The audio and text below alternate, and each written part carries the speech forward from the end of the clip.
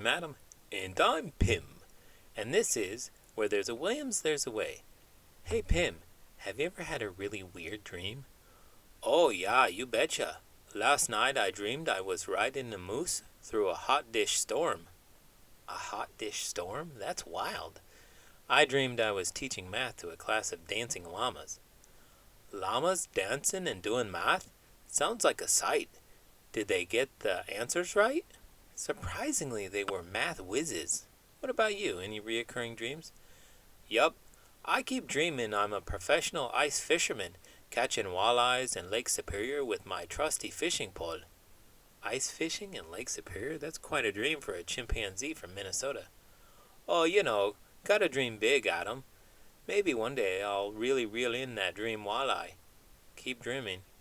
Maybe next time you'll dream of sipping cocoa with a polar bear on an iceberg. Ha! Now that's a dream I could get behind. Today's book is Emmanuel Ofosu Yeboah's inspiring true story. Born in Ghana, West Africa, with one deformed leg, he was dismissed by most people, but not by his mother, who taught him to reach for his dreams. As a boy, Emmanuel hopped to school more than 2 miles each way, learned to play soccer, left home at age 13 to provide for his family, and eventually became a cyclist. He rode an astonishing 400 miles across Ghana in 2001, spreading his powerful message: disability is not inability. Let's get started.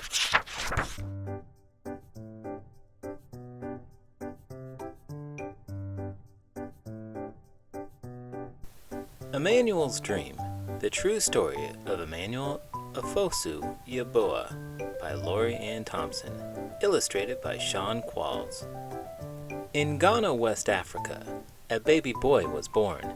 2 bright eyes blinked in the light. 2 healthy lungs let out a powerful cry. 2 tiny fists opened and closed, but only 1 strong leg kicked. Many people thought he would be useless, or worse, a curse. His father left never to return, but his mother had faith. Her name was Comfort, and she named her first child Emmanuel, meaning God is with us. As Emmanuel grew, Mama Comfort told him he could have anything, but he would have to get it for himself. He learned to crawl and hop, to fetch water and climb coconut trees. He even shined shoes to earn money. Most kids with disabilities couldn't go to school. Still, Emmanuel's mother carried him there until one day she said, "You are too heavy." From then on, Emmanuel hopped to school and back, 2 miles each way, on 1 leg, by himself. At first, nobody would play with him, so Emmanuel saved his money and bought something none of his classmates had: a brand new soccer ball. Of course he would share it, if he could play too. Lunging and spinning on crutches his grandmother had found for him, and kicking the ball with his good left foot, Emmanuel earned their respect. His new friends sometimes used their lunch money to rent bikes. Would Emmanuel be able to join them? His friend Godwin pushed him fast so he could balance. Over and over again, Emmanuel fell, hard. But finally, he rode. When Emmanuel was 13, Mama Comfort got very sick. She could no longer sell vegetables at the market, and Emmanuel's sister and brother were too little to work. He would have to support them. Against his mother's wishes, Emmanuel snuck out and boarded a midnight train to the bustling city of Accra, 150 miles away, alone. He didn't know it then, but it would be 2 years before he saw his family again. Emmanuel arrived full of hope. There were so many people, but no one would hire him. Shopkeepers and restaurant owners told him to go out and beg like other disabled people did. Emmanuel refused. Finally, a food stand owner offered him a job and a place to live. "Hey Pim, can you ride a bike?" "Oh yeah, I seen them bikes around. Looking kinda tricky, ain't they?" "They can be, but once you get the hang of it, it's like riding, a bike." "Ah, I see what you did there, Adam. But let me ask you this. How's a fella like me supposed to fit these long arms on them little handlebars?" "Good point. You might need custom-made bikes for chimps." "Custom-made, huh? Like with a big old banana holder and maybe some extra strong pedals for my powerful feet?" Exactly. You could be a trendsetter for chimp biking fashion. You know what, Adam? I think I might just give it a shot. Just gotta watch out for them trees and not confuse the brakes with the bell. That's the spirit. Just remember, safety first and you'll be cruising in no time. Thanks, Adam. Maybe one day we'll race, huh? Sure thing. I'll bring the helmets. When Emmanuel wasn't serving drinks, he kept busy shining shoes. He earned money and sent it home. One morning when Emmanuel went to buy shoe shining supplies, the shopkeeper thought he was there to beg and scolded him. Insulted, Emmanuel slammed his money down on the counter.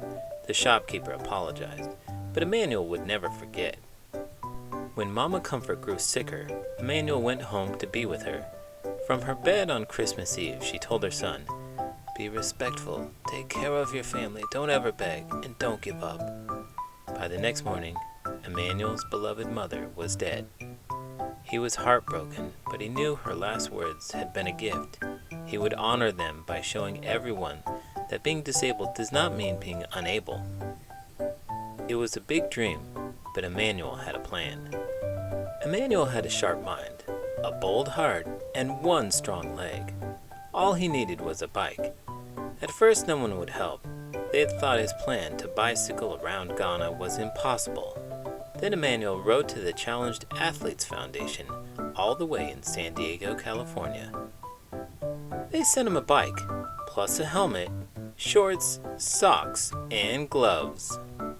Emmanuel started training for the long ride. He persuaded the king of his region to give him a royal blessing.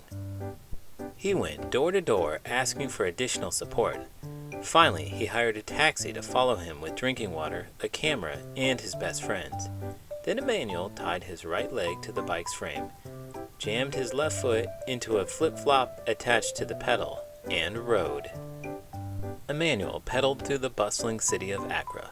He pedaled through rainforest, over rolling hills, and across wide, muddy rivers.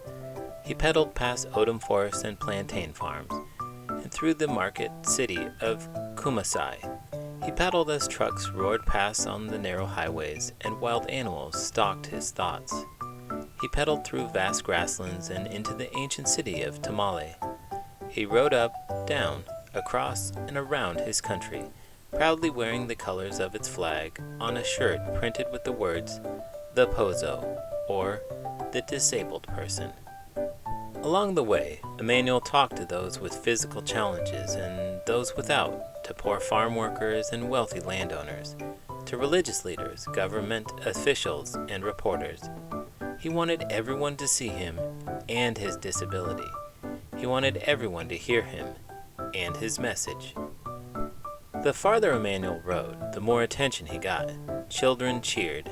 Able-bodied adults ran or rode along with him. People with disabilities left their homes and came outside, some for the very first time. The young man, once thought of as cursed, was becoming a national hero. He completed his astounding journey, pedaling south to the sea and back up to Accra, nearly 400 miles in just 10 days. But Emmanuel's success goes even further than that. He proved that one leg is enough to do great things, and one person is enough to change the world. That Emmanuel is a remarkable athlete. Oh, you know, Adam, that guy is something else. I seen him biking across Ghana with one leg. Yeah, Pim, he's the champion for disability rights, proving that no obstacle is too big. Yeah, betcha. He's like the chimp who figured out how to crack coconuts with a rock. Persistence, you know. Exactly. Emmanuel's story shows us how determination and courage can change the world. Sure does, Adam. He's like the Minnesota Vikings of inspiration, taking on challenges like a champ. That's a great analogy. Emmanuel's journey teaches us all to never give up, no matter what. Darn tootin'. He's the real MVP, showing us what it means to tackle life head on. If you want to be the MVP, please give this video a thumbs up and subscribe to the channel. I'm Adam, and I'm Pim, and this is Where There's a Williams, There's a Way. In this world, we are not perfect. We can only do our best. Emmanuel, Ofosu, Yeboah. Author's note. Emmanuel still isn't giving up. Since completing his first long-distance bike ride across Ghana in 2001 at the age of 24, he has competed in major athletic events, won international awards from Nike and ESPN, and carried the Olympic torch in Cairo, Egypt in 2004. He starred in a documentary about his life called Emmanuel's Gift, and he appeared on the Oprah Winfrey Show. In 2006, thanks in large part to Emmanuel's bike ride and his continued political activism, the Ghanaian Parliament passed the Persons with Disabilities Act, which states that people with physical abilities are entitled to all the same rights as the rest of the country's citizens. "I'm very happy for my disabled brothers and sisters in Ghana," said Emmanuel. But this is just the beginning. Today, Emmanuel continues to work on behalf of the disabled. He maintains a scholarship fund to help children with disabilities attend school, and he helps organizations distribute wheelchairs to those in need. In addition, he works closely with Ghana's government to pass laws protecting the rights of disabled citizens, and he speaks to political leaders, independent organizations, and school children around the world to deliver the message that disability does not mean inability. To find out more about Emmanuel and his activities, including the progress of the school he is building for children with and without disabilities, please visit the Emmanuel Education Foundation and Sports Academy, EEFSA, website at emmanuelsdream.org. Did you know the oldest known prosthetic leg dates back to 950 BC and was made of leather and wood? Other early prosthetics include bronze and hollowed-out wooden leg used by an ancient Roman nobleman in 300 BC, and artificial feet from Switzerland and Germany made between the 5th and 8th centuries.